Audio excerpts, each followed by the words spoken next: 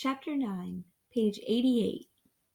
I got to the food line in plenty of time, but my pretend family wasn't anywhere around. I had to eat by myself, without the brown sugar. After I was through, I went back to the library and sat under my tree to wait for it to open. I couldn't stop thinking about Desi Malone and her dimple. How could her father find them now? Finally, I saw people going into the library. The same librarian was there again. I said, "Good morning, ma'am." "Good morning, young man. Could I please borrow a pencil and a piece of paper and see that book about how far one city is from another again, ma'am?" She said, "Of course you may. You know, after I went home last night, I finally recognized you. Didn't you and your mother used to come in here a long time ago?" "Yes, ma'am." She said, "And if I remember correctly, you and your mother had quite different tastes in books. I remember your mother used to like mysteries and fairy tales. Isn't that so?" Man, I can't believe she remembered that. "And you're the little fellow who used to come in here all the time and ask Miss Hill for books about the Civil War, aren't you?" "Yes, ma'am." She said, "I thought so." She handed me the pencil and paper and the cities book, then said, "And when you're done with the book, bring it back, please, and I have something special for you." She had a huge smile on her face. I said, "Thank you, ma'am," but I didn't get too excited, because I know the kind of things librarians think are special. I went over to a table and found Flint and Grand Rapids in the lines of the book. I looked where the two lines met, and it said 120. Wow, that was going to be a good little walk. Next, I wrote down 120 and then divided it by 5. That came up to 24. That meant I'd have to walk for 24 hours to reach the Grand Rapids, one whole day and one whole night. I figured it would be easiest to do the night part first, so I decided to stick around the library until it got dark. Then I'd head for the Grand Rapids. I wrote down all the names of all the cities I'd have to pass through to get there: Owassa, Ovid, St. John's, Ionia, and Lowell, and put the paper in my pocket. When I took the cities book back to the librarian, she was still smiling. She said, "I'll bet you've been dying to know what your surprise is, haven't you?" I lied. "Yes, ma'am." She reached under her desk and pulled out a thick, thick book called The Pictorial History of the War Between the States. Wow, this book was gigantic. "Thank you very much, ma'am." She said, "Enjoy, enjoy, enjoy." I took the book back to my table. I didn't want to tell her that I wasn't really interested in history. It was just that the best gory pictures in the world came from the Civil War, and this book was full of them. It really was a great book. There's another thing that's strange about the library. It seems like time flies when you're in one. One second I was opening the first page of the book, hearing the crackling sound the pages make, smelling all the page powder, and reading what battle the picture on that page was from, and the next second the librarian was standing over me saying, "I'm very impressed. You really devoured that book, didn't you? But it's time to close now. You may start up again first thing tomorrow." I couldn't believe it. It had happened again. I'd spent the whole day reading. Her words snapped a spell that was on me, and my stomach started growling right away. I was going to be late for the mission. When she was walking me to the door, the librarian stopped at her desk and said, "Now I know that knowledge is a food, but I couldn't help noticing you never went to eat. You must be very hungry." She handed me a paper bag and gave me another smile. "Thank you, ma'am." She smiled. "See you tomorrow." I said, "Yes, ma'am. Thank you for everything."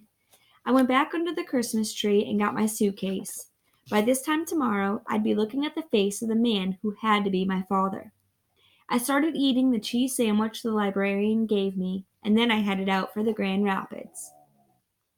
It's funny how ideas are. In a lot of ways, they're just like seeds.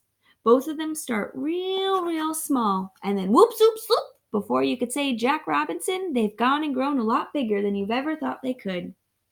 If you think if you look at a great big maple tree, it's hard to believe it started out as a little seed.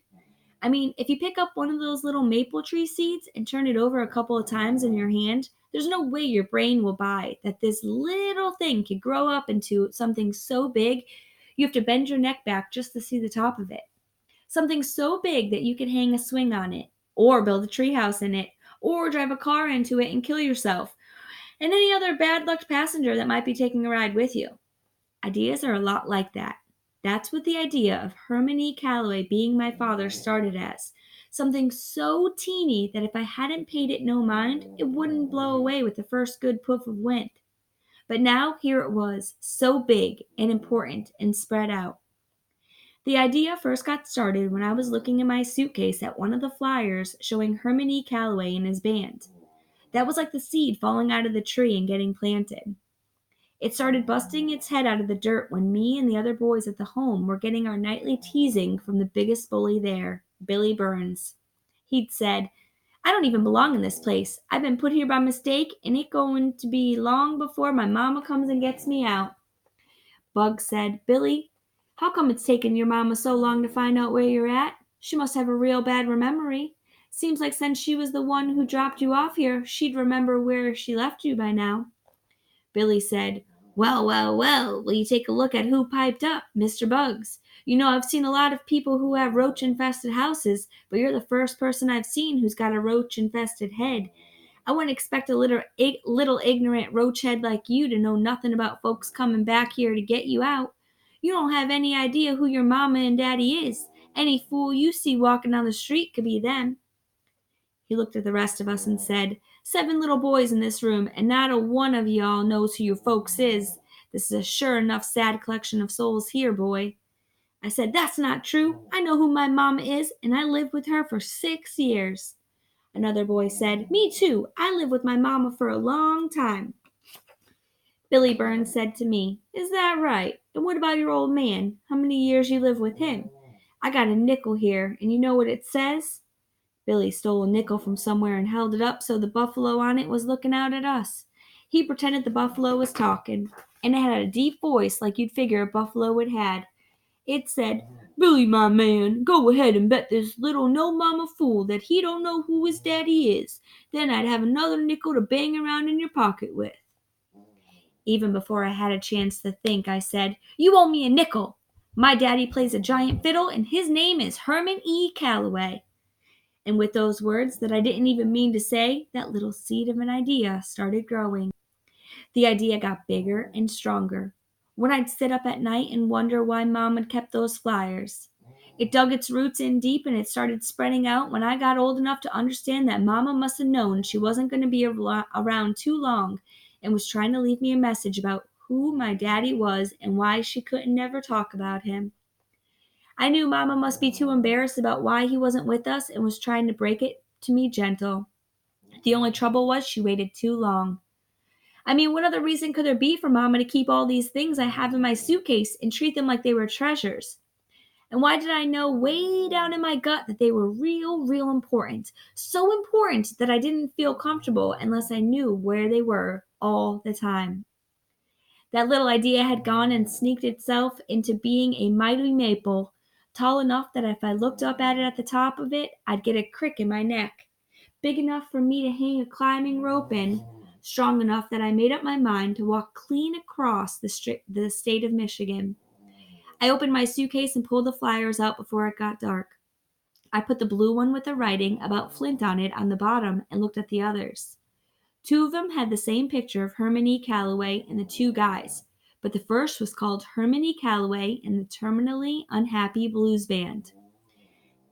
They were called the Masters of the Delta Blues, and the other one was called Herman E. Calloway and the Gifted Gents of Gospel, featuring Miss Grace Blessed Thomas's vocals. They were the servants of the Master's salvations. The 2 other flyers just had drawings. The first one was a drawing of an accordion and told about a band named H.E. Kalowiski and the Wonderful Warbles of Warsaw, who were the masters of the polka.